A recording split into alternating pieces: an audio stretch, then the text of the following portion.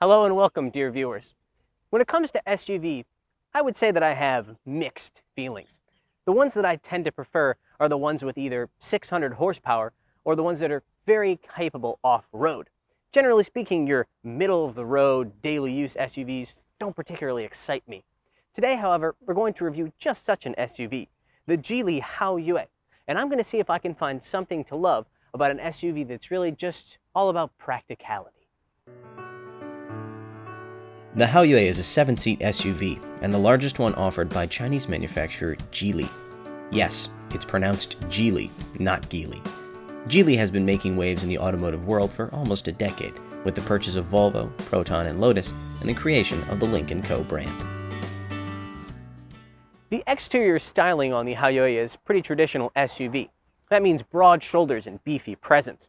Here on the front end, we have the latest version of Geely's signature Cosmic Recall grille design, and I think it's the most handsome version yet.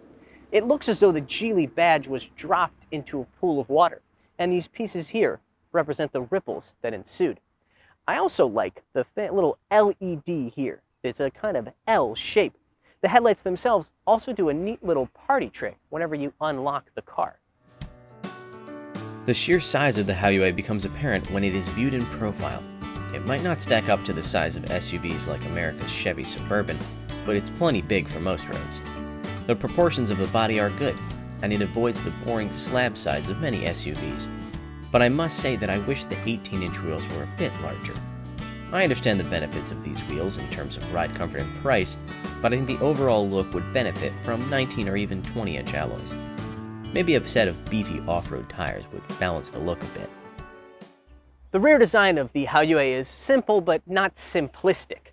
The rear taillight design is distinctive, especially when lit, and I like this aluminum look piece that connects the two.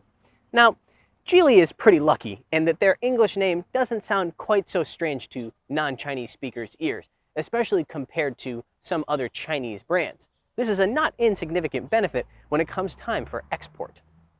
If we open up the electric tailgate on the Haoyue, you begin to see its real forte, and that is space. Lots and lots of space.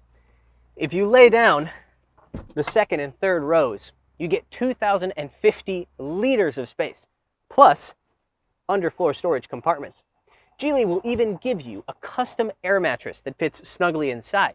You can always put your cargo on the roof rails while you sleep soundly indoors.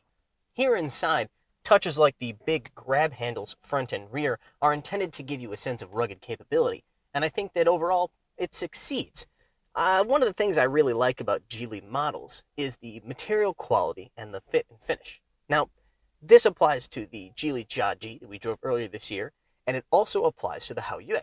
Now, don't get me wrong, this is a car that goes for between $15,000 and $21,000, so all the materials are not real aluminum and reclaimed wood, but it's pretty hard to find anything that's genuinely unpleasant to touch.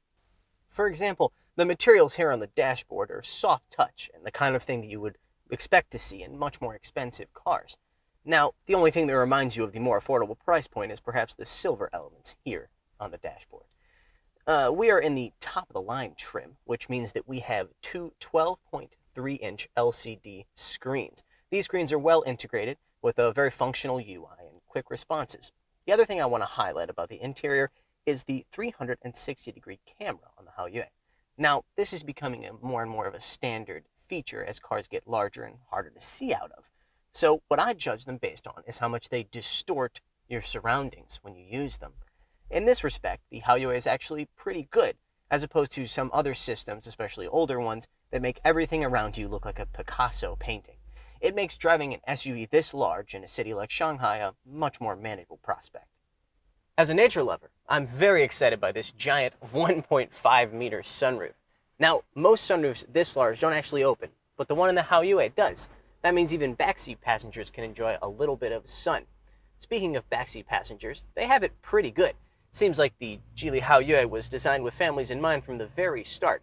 Space back here is copious, and while it may look like a traditional bench seat, each of these three seats is independently adjustable. Second and third row passengers also have their own climate zone, and second row passengers have their own climate controls.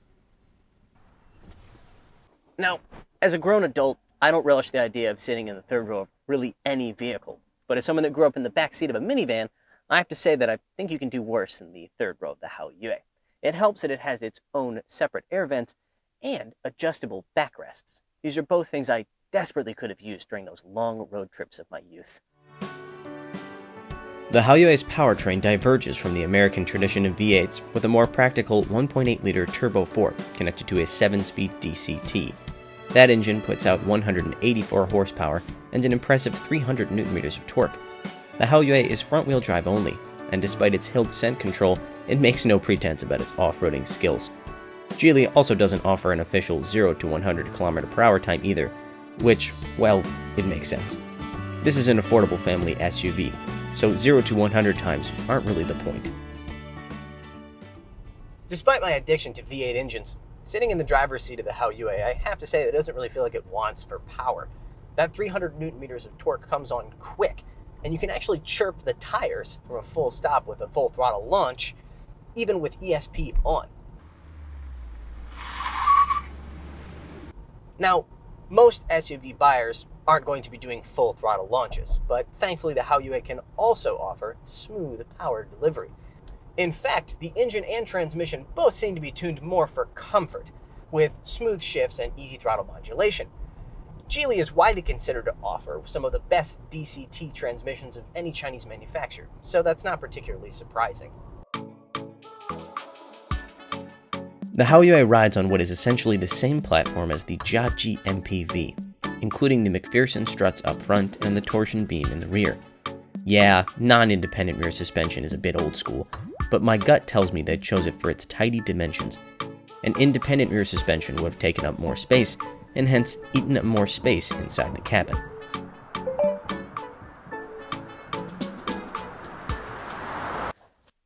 I love the idea of clambering down an off-road trail in a highly capable SUV just as much as the next enthusiast. But the reality is that for most SUV buyers, an SUV should be practical above all else. That means being able to carry a lot of stuff and people in comfort. The Geely Haoyue is a pretty impressive feat of engineering when it comes to space per dollar spent. So if you're not somebody that gets hung up on the idea of imaginary off-road adventures, I think it'll suit your needs just fine.